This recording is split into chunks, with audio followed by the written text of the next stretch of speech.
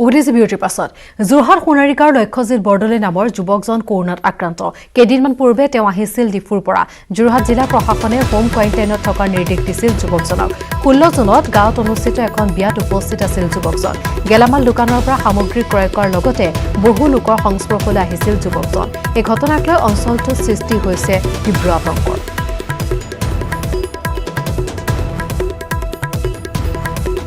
অধিক জানিবৰ বাবে পোনপটীয়াভাৱে সংযুক্ত হৈছে আমাৰ সাংবাদিক গৌতম বৰাৰ সৈতে গৌতম যুৱকজনক কৈ আমি ইতিমধ্যে জনাইছোঁ কিদৰে আক্ৰান্ত হৈ পৰিছে যথেষ্ট লোক কাৰণ তেওঁ বহু লোকৰ সংস্পৰ্শলৈ আহিছিল বুলি জানিব পৰা গৈছে গতিকে কেনেধৰণৰ ব্যৱস্থা গ্ৰহণ কৰিছে যোৰহাট জিলা প্ৰশাসনে হয় হয় নিশ্চয়কৈ এবাৰ যেহেতু যোৰহাট বৰ্তমানলৈকে কোভিড-19 মুক্ত হৈ থকা বুলি ধাৰণা আছিলে বহু ৰাজ্যৰ মাজত কিয়নো ইয়াত যিসকল লোকৰ শৰীৰত কোভিড-19 সংক্ৰমণ পোৱা গৈছিলে তেওঁলোক অধিকাংশই হৈছে 99% হৈছে বাহিৰৰ ৰাজ্যৰ পৰা অহা আৰু ইয়াত যিহেতু উজনি অসমৰ যি জনেৰেল স্ক্ৰিনিং চেণ্টাৰ স্থাপন কৰা হৈছিলে আৰু যি কোৱাৰেণ্টাইন চেণ্টাৰ স্থাপন কৰা হৈছিলে তাৰ বাবে বহু সংখ্যক লোক কোভিড-19 পজিটিভ পালেও কিন্তু যোৰহাটৰ স্থানীয় লোকসকলৰ মাজত এনেধৰণৰ পজিটিভ কেছেছ পোৱা নগৈছিলে কিন্তু আজি সকলোৰে মাজত উৎকণ্ঠাৰ সৃষ্টি হৈছে আতংকৰ সৃষ্টি হৈছে কিয়নো লক্ষ্যজিৎ বৰদলৈ নামৰ এজন যুৱক এই যুৱকজন যোৰহাট নগৰৰ সোণাৰী গাঁৱত তেখেতৰ বাসগৃহ আৰু তেখেতে এটা ব্যক্তিগত প্ৰতিষ্ঠানত চাকৰি কৰে আৰু ডিফুৰ পৰা আহিছিলে কেইদিনমান পূৰ্বে ডিফুৰ পৰা অহাৰ পিছত তেখেতে নিজৰ স্বাব পৰীক্ষা কৰাৰ বাবে দিছিলে আৰু তেখেতৰ ফলাফল পজিটিভ আহিছে আৰু গুৰুত্বপূৰ্ণ কথাটো হৈছে যে এই ব্যক্তিজনৰ পজিটিভ অহা লক্ষ্যজিৎ বৰদলৈ তেওঁ সমীপতে ঘৰৰ সমীপতে অনুষ্ঠিত এখন বিয়াত অংশগ্ৰহণ কৰিছিলে 16 জুন তাৰিখে বিয়াখন হৈছিলে আৰু সেই বিয়াত তেওঁ একেলগে পাৰ্টি কৰিছিলে তেতিয়া তেওঁৰ লগত বহুখিনি গাঁৱৰ যুৱক উপস্থিত আছিলে ঠিক সেইদৰে এখন গেলামাল দোকানত গৈ তেওঁ প্ৰায়ে তাৰ পৰা সামগ্ৰী ক্ৰয় কৰিছিলে আৰু বা লগৰ বন্ধুসকলৰ সৈতে তেওঁ আড্ডা মাৰিছিলে তেনেধৰণৰ বিভিন্ন তথ্য বৰ্তমান পোহৰলৈ আহিছিলে আৰু এই খবৰসমূহে সকলোকে আতংকিত কৰি তুলিছিলে কিয়নো কোনো বহিৰাজ্যৰ পৰা এই যুৱকজন অহা নাছিলে ডিফুৰ পৰা আহিছিলে গতিকে অসমত সামাজিক সংক্ৰমণ হৈছে নেকি তাক লৈ প্ৰশ্ন উত্থাপন হৈছে আৰু লক্ষ্যজিৎ বৰদলৈৰ শৰীৰত কোভিড-19ৰ উপস্থিতি লাভ কৰাৰ লগে লগে সকলো সচকিত হৈ পৰিছে আৰু তেখেতৰ বাসগৃহৰ বাহিৰত আমি আছোঁ আৰু বৰ্তমান কণ্টেইনমেণ্ট জ'ন হিচাপে ঘোষণা কৰা হৈছে তেওঁলোকৰ বাসগৃহৰ এই অঞ্চলটো তেখেতৰ পিতৃ আছে মই জানিব চেষ্টা কৰিম বৰ্তমান যদি ওচৰলৈ আহে যে কেতিয়া আহিছিলে আপোনালোকৰ লক্ষ্যজিৎ বৰদলৈ ডিফুৰ পৰা 12 তাৰিখ আৰু বিয়াও খাইছিলে আমি জনাত বিয়া খাইছিলে বিয়া তেওঁ গধূলি সময়ত বিয়ালৈ ওলাই গৈছিলে গতিকে বিয়াত তেওঁ ফ্ৰেণ্ড চাৰ্কলটো লগ পাইছেই হয় হয় আৰু তেখেতক হোম কোৱাৰেণ্টাইন দিছিলে নেকি প্ৰশাসনে ডিফুৰ পৰা অহাৰ পিছত একো দিয়া নাই এতিয়া খালি জাষ্ট আজিৰ পৰা এইটো ব্যৱস্থা কৰিছে আমি নিজাববীয়াকৈহে তাক ওলাই যাব দিয়া নাছিলোঁ আৰু আমি কোনো ওলাই যোৱা নাছিলোঁ আৰু আমাৰ ঘৰলৈ কিন্তু কাকো আহিব দিয়া নাই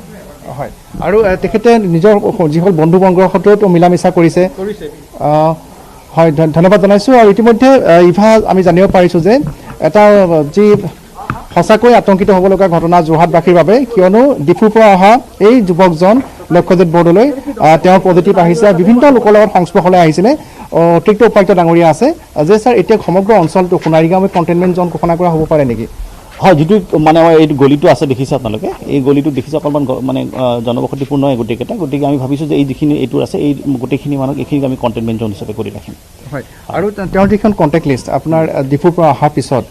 ইয়াতে বহু লগৰ ল'ৰাৰ সৈতে তেওঁ সংস্পৰ্শত আহিছিলে আৰু যিখন বিয়া অনুষ্ঠিত হৈ গৈছিলে 16 জুন তাৰিখে সেই বিয়াতো তেওঁ গৈছিলে বিয়াতো উপস্থিত আছিলে পাৰ্টি কৰিছিলে এতিয়া সেইখিনি ছাৰ কেনেধৰণে আপোনালোকে বিশ্লেষণ কৰিছে আমি অলৰেডি ইতিমধ্যে আমাৰ IDSP টিমে তেখেতসকলে কণ্টেক্ট ট্ৰেচিং কৰি পেলাই তেখেতসকলে অলৰেডি তেওঁ যিখিনিৰ লগত সংস্পৰ্শত আহিছে তেখেতসকলৰ আমি গোটেই লিষ্টখিনি পাইছোঁ ইতিমধ্যে এতিয়া তেখেতসকলক আমি ষ্ট্ৰিক্টলি যিটো হোম কোৱাৰেণ্টাইনত কৰি আজি ষ্ট্ৰিক্টলি তেখেতক ৰাখি আমি কালি চেম্পল কালেকশ্যন কৰিম তেখেতসকলৰ ফালৰ পৰাও আৰু যিখিনি সম্ভাৱ্যপূৰ্ণ আছে তেখেতসকলৰ আমি সকলোকে ৰাখি পেলাই সকলোৰে পৰা চেম্পল কালেকশ্যন কৰি হ'লে আমি বাকীখিনি পৰৱৰ্তী পৰ্যায়ত যি ব্যৱস্থা ল'ব লাগে আৰু যোৰহাটৰ এইটো প্ৰথম ঘটনা নেকি এনেকুৱা ধৰণৰ যে আমি পাইছিলোঁ যে বহিৰাজ্যৰ পৰা সকলৰ কোভিড-19 পজিটিভ পোৱা হৈ আছিলে কিন্তু এনেধৰণে অসমতে থাকি এনেধৰণৰ পজিটিভ কেছেছ প্ৰথম নেকি ছাৰ যোৰহাটত অৱশ্যে আমি আগতে পোৱা নাছিলোঁ যিখিনি যোৰহাটত আহিছে গোটেইখিনি কেছ আমাৰ বাহিৰৰ যিখিনি বেলেগ ষ্টেটৰ পৰা আহিছে তেখেতসকলৰে আছে তেখেতে খালি যিখিনি কথা কৈছে যে ইনিচিয়েলছত তেওঁ কৈছে যে ডিফুৰ পৰা আহিছে বুলি কৈছে তেওঁক আমি বাকীখিনি যে পিছত আমি আকৌ অকণমান হেৰি কৰিব লাগিব তেওঁ আকৌ পিছত তেখেতৰ বাহিৰৰ বেলেগ কিবা হিষ্ট্ৰী আছে নেকি কিন্তু এতিয়া জনামতে তেখেতসকলে তেওঁ ডিফুতে গৈছিলে বুলি কৈছে ডিফুৰ পৰা আহি ইয়াতে তেওঁ এখন ইঞ্চুৰেঞ্চ কোম্পানীত কাম কৰে তেওঁ ডিফুৰ পৰা অহাৰ পিছতে তেওঁ টেষ্ট কৰিবলৈ গৈছিলে তাৰপিছৰ পৰা আৰু যিটো ইঞ্চুৰেঞ্চ কোম্পানীত চাকৰি কৰে সেই প্ৰতিষ্ঠানলৈ তেওঁ গৈ আছিলে গৈছে বুলি কৈছে আমি অলৰেডি তেখেতসকলৰ গোটেইখিনি মানুহ আমি লৈছোঁ ইতিমধ্যে আমি তেখেতসকলক অলৰেডি তেখেতসকলৰ ঘৰবিলাকে আমি হোম কোৱাৰেণ্টাইন কৰিছোঁ যিসকল তেতিয়া মানে তেওঁলোকৰ লগত আমি লিষ্ট পাইছোঁ যে কণ্টেক্টত থকা ক্লোজলি কণ্টেক্টত থকা সকলো মানে ঘৰবিলাকে আমি ঘৰটোকে আমি কণ্টেইনমেণ্ট কৰিছোঁ যাতে তেওঁলোকে আৰু আজি এটলিষ্ট বাহিৰৰ পৰা বা তেখেতৰ ঘৰত যাতে কোনো সোমাব নোৱাৰে আৰু পৰৱৰ্তী পৰ্যায়ত তেখেতসকলৰ পৰা আমি চেম্পল কালেকশ্যন কৰি পেলাই বাকীখিনি কাম কৰিম আৰু ছাৰ যদিহে এইটো হয় এতিয়া আপোনালোকে অপেক্ষা কৰিব যে সোণাৰী গাঁৱত আৰু কোনো লোকৰ অহা এসপ্তাহৰ ভিতৰত পজিটিভ কেছেছ ওলায় নেকি বা স্বাব পৰীক্ষা ফলাফল আহে নেকি যদি আহে ছাৰ তেতিয়া সামাজিক সংক্ৰমণ আৰম্ভ হোৱাৰ নিচিনাই নহ'ব জানো সামাজিক সংক্ৰমণ মানে কি যদিহে আমি কোনো কণ্টেক্ট মানে হিষ্ট্ৰী ডিটেইলছ নাপাওঁ ট্ৰেভেল হিষ্ট্ৰী নোহোৱাকৈ যদি হয় তেতিয়া আপুনি ক'ব পাৰিব যে আমি কিবা এটা এনেকুৱা হৈছে বুলি কিন্তু এখেতৰটোতো আমি গম পাওঁ যে তেওঁ আহিছে হয়তো তেওঁ যদিও তেওঁ ডিফুৰ পৰা আহিছে তেওঁ হয়তো তেওঁ কাৰোবাৰ কণ্টেক্টত আহিছে যাৰ ফলত ধৰ ট্ৰেইনত আহিছে তেওঁ ট্ৰেইনত আহিলেও হ'ব পাৰে কাৰোবাৰ লগত কিবা এটা হ'ব পাৰে বা তেওঁ ডিভিলত আহিলে গতিকে গৌতম এই মুহূৰ্তে আপোনাক ধন্যবাদ জনাইছোঁ আৰু ইতিমধ্যে গৌতম বৰাই বিস্তৃতভাৱে জনালে যোৰহাটৰ শেহতীয়াকৈ COVID-19 আক্ৰান্ত হোৱা এইজন যুৱক সন্দৰ্ভত যিহেতু এই চিন্তাৰ বিষয় হৈছে যে এই যুৱকজন বহু লোকৰ সংস্পৰ্শলৈ আহিছিল সি এতিয়া চিন্তাৰ বিষয় হৈ পৰিছে কিন্তু জিলা প্ৰশাসনৰ ফালৰ পৰা সকলো সজাগতামূলক ব্যৱস্থা গ্ৰহণ কৰা হৈছে যিসকল লোক এইজন যুৱকৰ সংস্পৰ্শলৈ আহিছিল তেওঁলোক সকলোৰে ইতিমধ্যে পৰীক্ষাৰ ব্যৱস্থা কৰা হৈছে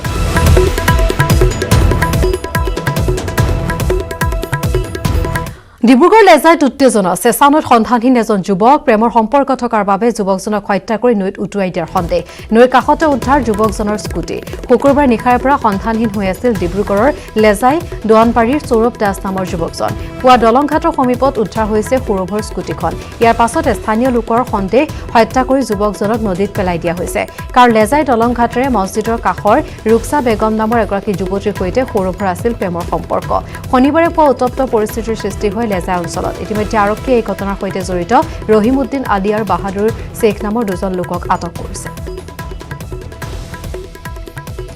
সোণাৰীত এজাক বৰষুণতে খহি পৰিছে ৩২ লাখ টকাৰ নিৰ্মিত পকীনলা সোণাৰী নগৰৰ পাৰ্বতীপুৰ অঞ্চলত পানী নিষ্কাশনৰ বাবে প্ৰায় ৩০০ লিটাৰ নলা নিৰ্মাণৰ আবণ্টন হৈছিল ৩২ লাখ টকা ঠিকাদাৰে অতি নিম্ন মানদণ্ডৰ সামগ্ৰী ব্যৱহাৰ কৰি পকীনলা নিৰ্মাণ কৰাৰ এসপ্তাহৰ পিছত এজাক বৰষুণতে চপৰা-চপৰে খহি পৰে হাতেৰে স্পৰ্শ কৰিলেই পকী দেৱাল খহি পৰে এনেদৰে ঠিকাদাৰগৰাকীয়ে নিজৰ খেয়ালখুচি মতে নিম্ন মানদণ্ডৰে কাম কৰিছে নিম্ন মানদণ্ডৰে নিৰ্মিত তথা এজাক বৰষুণতে খহি পৰা নিৰ্মাণ কাৰ্য বন্ধ কৰিবলৈ স্থানীয় সচেতন নাগৰিকে দাবী জনোৱাত ঠিকাদাৰগৰাকীৰ সাংগোপাংগসকলে অভব্য আচৰণ কৰে এই ঘটনাই সোণাৰীত চাঞ্চল্যৰ সৃষ্টি কৰিছে পেঙেৰী বুঢ়ীদিহিঙত বন বিভাগে বৃহৎ পৰিমাণৰ ফলাকাঠসহ ট্ৰাক জব্দ কৰিছে শনিবাৰ নিশা তিনিচুকীয়া জিলাৰ পেঙেৰী থানাৰ অন্তৰ্গত ডুমডুমা বন সংমণ্ডলৰ অন্তৰ্গত পেঙেৰীৰ কাটাংপানী খণ্ড বন বিষয়াৰ লোকে বৰডুমচা বনাঞ্চলৰ মূল পথৰ দাঁতিৰ পৰা ভোজন পৰিমাণৰ ফলাকাঠ গাড়ীসহ জব্দ কৰে কাটাংপানী বন বিষয়া হীৰেণ মেডকৰ নেতৃত্বত যোৱা দলে চোৰাং কাঠভৰ্তি গাড়ী জব্দ কৰে এই ক্ষেত্ৰত স্থানীয় দল সংগঠনে মুখ্যমন্ত্ৰীৰ হস্তক্ষেপ বিচৰাৰ লগতে দুষ্ট চক্ৰৰ বিৰুদ্ধে দৃষ্টান্তমূলক ব্যৱস্থা গ্ৰহণ কৰিবলৈ আহ্বান জনাইছে বাক্সাৰ ২৩ নম্বৰ দিহিৰা পৰিষদীয় সমষ্টিৰ প্ৰতিটো ভিচিডিচিত প্ৰধানমন্ত্ৰী আৱাস যোজনাৰ ঘৰ নিৰ্মাণত ব্যাপক দুৰ্নীতি পৰিষদীয় সমষ্টিৰ ধমধমা উন্নয়ন খণ্ডৰ অন্তৰ্গত পাখামৰা ভিচিডিচিত অধিক দুৰ্নীতি সংঘটিত হোৱাৰ অভিযোগ পাখামৰা ভিচিডিচিৰ চেয়াৰমেন ৰোহিণী দাসৰ নেতৃত্বত বহু দুখীয়া লোকৰ নামত আবণ্টিত প্ৰধানমন্ত্ৰী আৱাস যোজনাৰ ধন আত্মসাৎ কৰাৰ ফলত হিতাধিকাৰীসকলে লাভ কৰা ঘৰবোৰ আজিও সম্পূৰ্ণ হৈ নুঠিল অঞ্চলটোৰ কেইবাজনো হিতাধিকাৰীৰ মাজত ঘৰ আবণ্টন হৈছিল যদিও ভিচিডিচিৰ চেয়াৰমেনে ধন আত্মসাতৰ বাবে ঘৰসমূহ আজিও সম্পূৰ্ণ হৈ নুঠিল আৰু বিয়লি হেডলাইন্সৰ শেষ অংশলৈ যোৱাৰ পূৰ্বে পুনৰ সময় খন্তেক বিৰতিৰ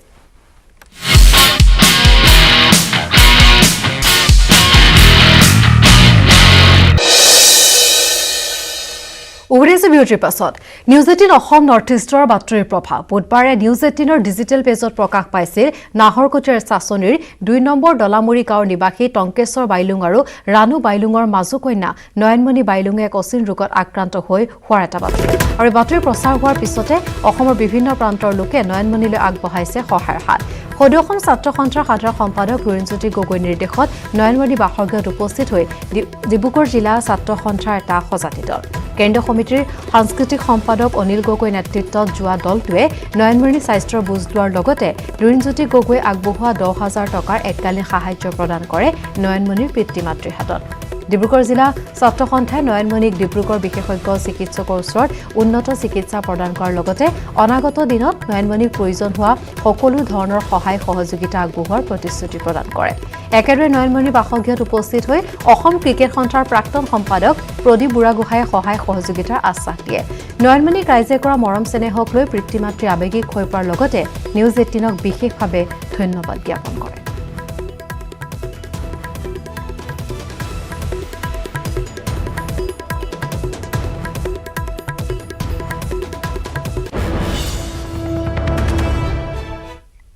নিউজ 18ৰ ডিজিটেল পেজৰ যোগেদি আমি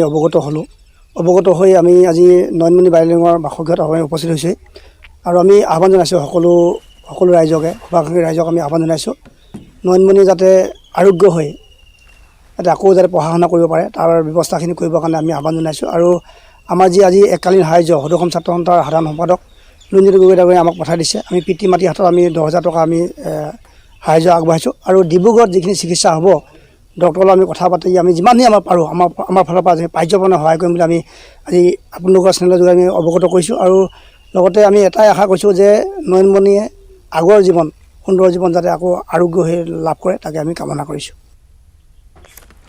কৰোনাৰ সংক্ৰমণ ৰোধৰ বাবে এবাৰ উদ্ভাৱন কৰা হৈছে চুজ চেনিটাইজাৰ গুৱাহাটী মহানগৰীৰ পাণবজাৰত থকা institute of dental science and research centre স্বত্বাধিকাৰী দন্ত চিকিৎসক দীপ শৰ্মা আৰু সহযোগী চিকিৎসকসকলে উদ্ভাৱন কৰিছে এই বিশেষ যন্ত্ৰ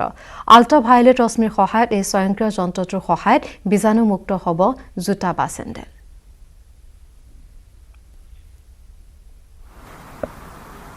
বিশ্বজুৰি কৰোনাৰ বিভীষিকা অব্যাহত থকাৰ সময়তে আনলক আৰম্ভ হৈছে ভাৰতত